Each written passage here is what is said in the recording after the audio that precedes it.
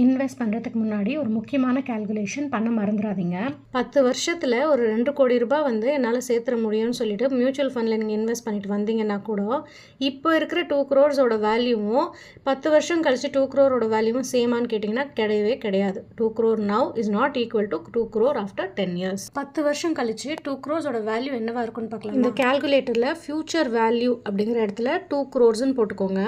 And years வந்து 10ன்னு வச்சுக்கோங்க. Discount rate அதாவது இன்ஃப்ளேஷன் ரேட் வந்து 6% வச்சிங்கன்னா பார்த்தீங்களா 1 crore and 11 lakh. அப்போ 10 வருஷம் கழிச்சு உங்ககிட்ட 2 கோடி ரூபாய் இருந்தாலும் அதோடைய பர்ச்சேசிங் பவர் ப்ரெசன்ட் வேல்யூவில் வெறும் 1 crore and 11 lakhs தான்.